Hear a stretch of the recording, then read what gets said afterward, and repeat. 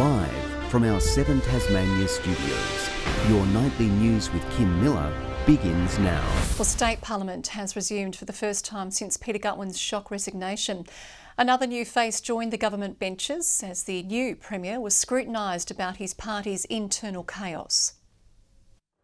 It was a ceremonial beginning to Parliament. Members recited a prayer. And another new face joined the government benches.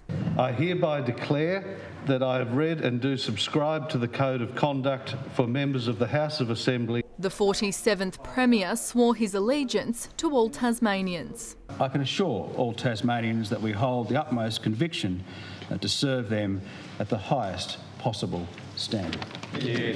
It's the first time Parliament has held formal sittings following Peter Gutwin's resignation. The former Premier prorogued Parliament to allow a recount for the seat of Bass and return the Liberals to a 13-seat majority, proving ammunition for Labor as it slammed the government for weeks of chaos after a conga line of Liberal frontbenchers walked out the door. Of almost a quarter of the Liberal caucus in the House has already resigned.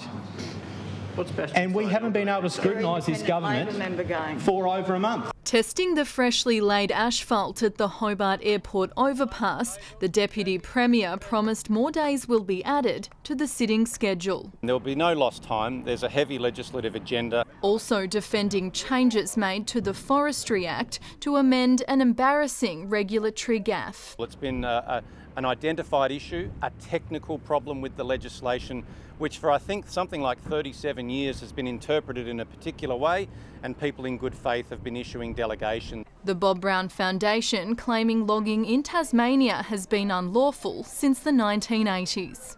It's not a technical problem, it's actually the fact that logging has been illegal in Tasmania for decades. Question time resumes tomorrow. Ainsley Kosh, 7 Tasmania News.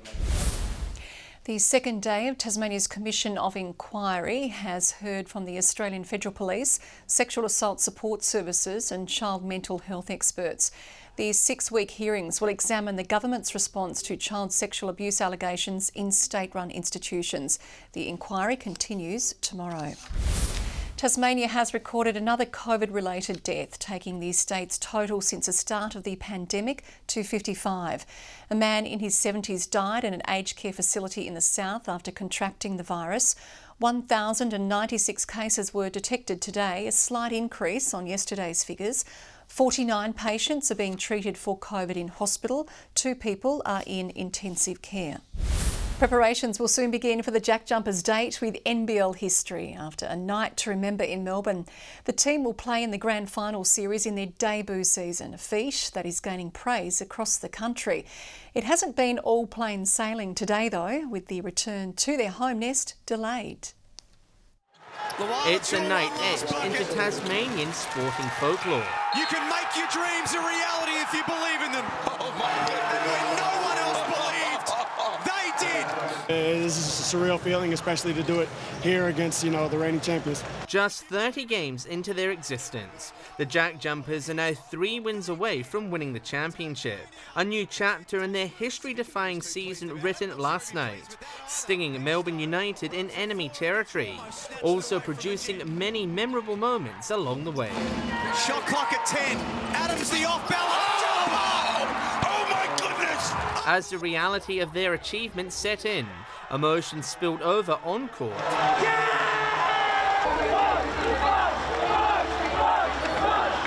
And in the change rooms. Let's bring it in. The team wasn't alone. An army of ants infested John Cain Arena, with their presence not going unnoticed. We continue to defend the island and make the state proud. See, the fans have been fantastic. We're coming home. Their remarkable efforts gaining political praise. The Jackies are on the march, and it's phenomenal for Tasmanians. As well as national social media attention. Front bar host Andy Marr likening it to a miracle. While this Twitter user cheekily suggested everyone bar New South Wales was behind them. Former Premier David Bartlett called for a Scott Ross statue to be built, and Mitch Robertson will soon be sporting some new ink after making this pledge. He also took a swipe at the AFL and its continued reluctance to give the state its own footy side. The Deputy Premier also sending a message to the league. Have a look at what's happened with basketball and have a look at Tasmania performing as part of a national competition. For local diehards, it's a sweet moment. Mark Nash played the night the Hobart Devils went out of business 26 years ago. He and his family are right behind this new side. I'll be doing everything I can to get my seats for Game 2 here in Hobart and hopefully take the family along as well. However, not everything has gone to plan. Their return home delayed until tonight after their Qantas flight returned to Melbourne due to a minor mechanical issue. A minor hiccup in a season of pure joy that has one final story left in it. John Hunt, 7 Tasmania News. The brother of WikiLeaks founder Julian Assange is calling for his release on World Press Freedom Day as he awaits extradition in Belmarsh Prison. There is no legal proceeding to hide behind anymore in the UK. The extradition order is with the UK Home Secretary Priti Patel, and so now is the time the government can intervene and come up with a political solution to bring Julian home.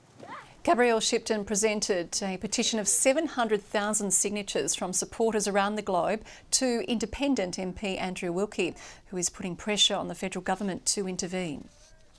There is no reason why the Australian government can't speak up.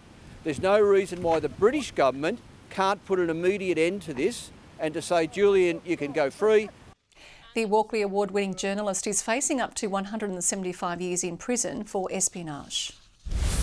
Tasmania's housing crisis is continuing to cause indiscriminate pain, with white-collar professionals also struggling to find a place to live. A lack of supply and tight regulations are being blamed, amid fears interest rate rises could make the issue worse.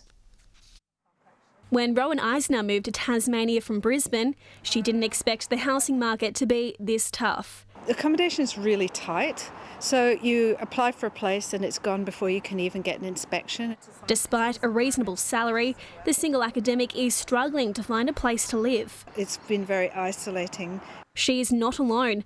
Other professionals are in the same boat, battling soaring living costs. Look what's happened with property prices recently. It's like it's just moving beyond my reach. Rising rents are forcing more young people out of Tasmania and keeping people out of Tasmania. Rent has increased by 45% across Tasmania over the last 5 years, a number that advocates fear could become even worse with more rate rises. We're very concerned that landlords may increase rents. Rental stress is a reality for many, with the threat of eviction and homelessness a growing possibility. Many tenants are having to choose between putting food on their table, keeping the lights on and keeping a roof over their head. It's pushing households to breaking point.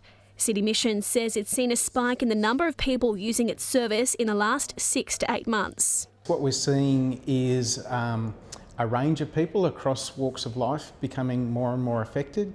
We know that there's a lot of cost of living pressures that people are experiencing, and housing is becoming a bigger part of that.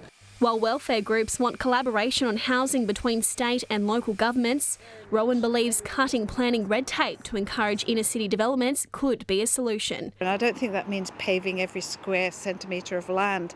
It would be good if it could go to another story or two to be able to accommodate more people. McKenna Bailey, 7 Tasmania News.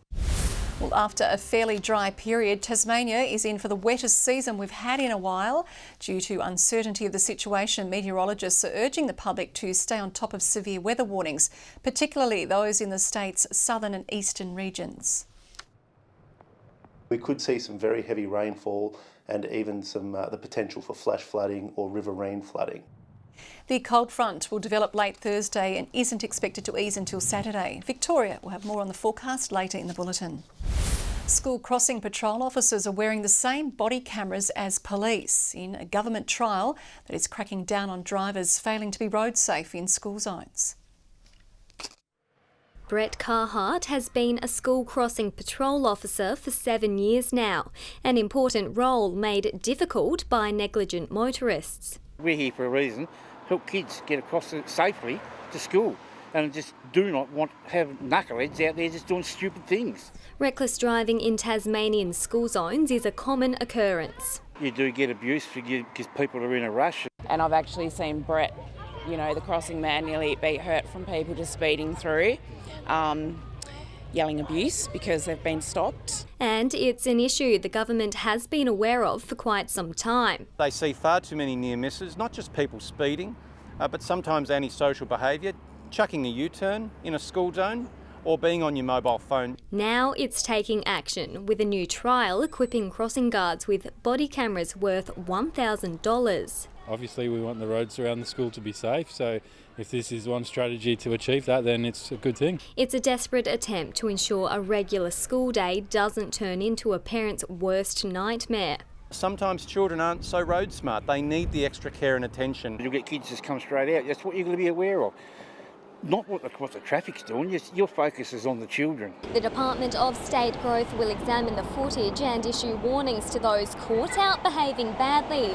Serious incidents will see drivers slapped with a $173 fine. They'll also lose demerit points or even their licence. The trial will run for the next 10 weeks. Brianna Boylan, 7 Tasmania News. Scott Roth has revealed how the brutal toll of extended border closures almost led to him quitting in the pre-season. The Jack Jumpers coach says being away from his family left him mentally drained. Now he sits on the brink of NBL glory after last night's 3-point win. From league newcomers to championship contenders. We continue to defend the island and make the state proud. 3 points, the deciding margin in the finals decider against the NBL's minor premiers. Another stunning story in the fairy tale season the skipper says has room for one more chapter. We know we're not done. Even before the first whistle, things fell in their favour. United captain Chris Goulding out with a calf injury, his team determined to fill the physical void. What they couldn't defend was a Josh Adams assault. Here he is on the attack once more. There we go. Even in enemy territory, the Ant Army was in raptures as their marquee star drained 30 points in a man-of-the-match performance. He just came out on fire in the second half and we continued to go to him and that's why he's here. Jack McVeigh was also instrumental with 16 points, but their job wasn't easy. The enormity of the occasion seemed to overcome the Jackies in the fourth. The lead squandered, the tension palpable as blow for blow was traded in this David and Goliath battle. Inbound play. Jack White flies. With the game on the line, it took something special to claw back the momentum. Shot clock at 10. Adams the off balance. Oh my goodness. Unbelievable. A decisive shot that could be season-defining. Melbourne United unable to recover from the sting of a jack jumper. Our guys were gritty, tough. The win, a watershed moment for coach Scott Roth, who detailed how the pre-season pain of being away from his family nearly forced him to give it all up. All I was thinking about was just going to the airport and going home. I just mentally spent myself. An entire state must be relieved he didn't. In local hockey, last year's men's and women's Premier League champions remain the teams to beat this season. OHA are undefeated in the women's after thumping Derwent 7-2. Midfielder Madeline Murphy is in hot form, scoring 8 times in just 6 games. She's credited her team for her own performances. They're pretty sensational all over the pitch, so it makes my job pretty easy just to put them in the back of the net at the end of the day. In the men's, Derwent defeated OHA 5-0. They face a stern test this week, taking on an in-form Northwest Graduates. Pretty nice team. They got a win against Canterbury, so just got to focus on them next and get ready for that. That match takes place at 6 p.m. on Saturday. Good evening. 22 in Hobart today, Launceston and Devonport 18 and 19 in Burnie. Friendly Beaches 21, 20 in Smithton, Lowhead 18 and 11 in Lyowini. The satellite pictures show extensive cloud over most of the state, with clear skies over King Island in the morning and Flinders Island throughout the afternoon. A frontal cloud band is stretching from the Bight to the south of Tasmania, with cold speckled cloud in its wake, while an elevated cloud band extends from central WA to northern South Australia, with convective cloud over the eastern states. Tomorrow we see a cold front lying near the east of Tasmania with a low to the south and a trough to the west of the state, and a high is extending to a ridge over central Australia with troughs about the northwest of WA. Northwesterly winds of 15 to 25 knots, reaching up to 30 knots in the north, east and south in the early morning. West to southwesterly swells of 3 to 5 metres in the west and south. A strong wind warning is in place for most of Tasmania's coastal waters and the Central Plateau lakes. Showers in Hobart tomorrow, decent 15 and 14 in Bothwell. Showers easing in Launceston and a top of 16 in Devonport and Cressy. Showers easing in Burnie, Strahan, showers and 15 in Curry. Partly cloudy in St Helens, Swansea 18 and showers in Orford. Showers across the state on Thursday, more likely about the south and east coast during the afternoon, and possible showers about the east coast. Friday, showers heavy about the south and east, 13 in Launceston and Hobart 14. And Saturday, showers more likely about the south, west and central areas with west to southwesterly winds. Mostly sunny in Brisbane tomorrow, Sydney 25, showers and 16 in Melbourne, partly cloudy in Alice Springs and a top of 36 degrees in Broome. And right now it's cloudy in Hobart and 18, Launceston 16 and mostly cloudy and 17 in Devonport. That's all from me for now, Kim. Thanks very much, Victoria. And that is all your news for this Tuesday, the 3rd day of May. Thanks for your company this evening. Good night.